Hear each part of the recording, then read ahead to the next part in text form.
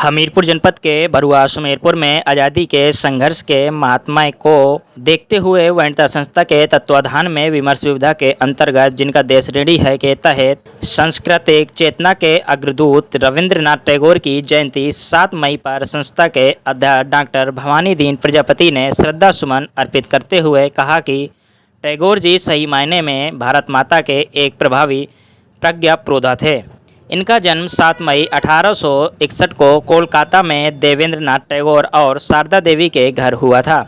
टैगोर बंगाली ब्राह्मण थे। साथ ही बताया कि ये प्रारंभ से ही साहित्य सेवी और राष्ट्रवादी थे। इन्होंने विस्तार से लेखन का कार्य किया है, जिसमें 2 राष्ट्रगान लिखे हैं, एक भारत तथा दूसरा बांग्लादेश के लिए लिखा है।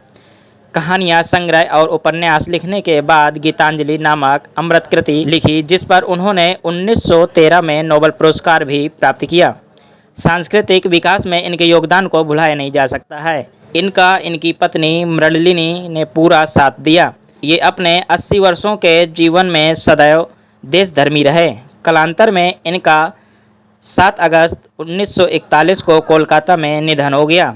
कार्यक्रम में पंकज सिंह, ऋचा, छोटू सोनकर, राहुल यादव, सिद्धा, बाबूलाल, प्रिंस, सागर और रामलखन सहित तमाम लोग मौजूद रहे। वहीं जब संस्था के अध्यक्ष डॉक्टर भवानी दीन जी से यह बात पूछी गई कि उनकी संस्था के द्वारा हमेशा ऐसे राष्ट्र प्रेमियों को क्यों याद किया जाता है, उन्होंने कहा कि जिन्होंने अपने पूरे जीवन को राष्ट्र के लिए न्यौछावर कर दिया है, तो ऐसे लोगों को समय समय पर याद करते रहना चाहिए। ऐसे लोगों को भुला पाना मुश्किल है।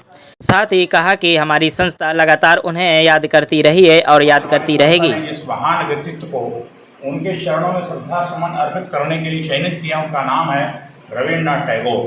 ये विश्व स्तर की हस्ती रहे और इनका जन्म 7 मई 1800 कोलकाता में हुआ। कई इनके जो है भाई बहन थे ये, और इनके पिताजी भी एक महत्वपूर्ण व्यक्तित्व के धनी थे और आगे चलिए शिक्षा प्राप्त करके आगे ये साहित्य के क्षेत्र में उतर गए।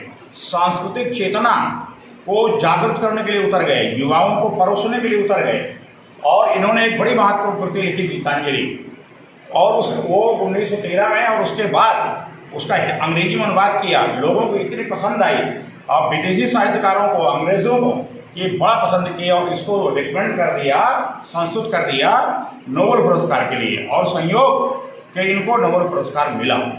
तो इस तरह से अगर देखा जाए तो एशिया महाद्वीप के ये पहले व्यक्ति थे साहित्य के क्षेत्र में, सांस्कृतिक चेतना के अग्रदूत के क्षेत्र में, जिनको नोबेल पुरस्कार से नवाजा गया, पुरस्कृत किया गया। और आगे चल करके 7 अगस्त 1941 को ये नहीं रहे।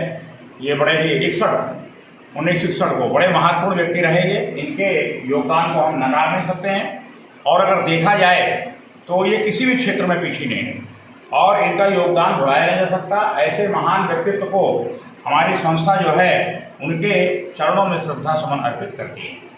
अगर आपको हमारा वीडियो पसंद आया हो तो हमें लाइक करें, सब्सक्राइब करें और ज्यादा से ज्यादा शेयर करें, और हाँ, बेल आइकॉन दबाना ना भूलें ताकि हर खबर का अपडेट आप तक पहुंचे तुरंत। आप हमें इंस्टा, ट्विटर और फेसबुक पर भी फॉलो कर सकते हैं।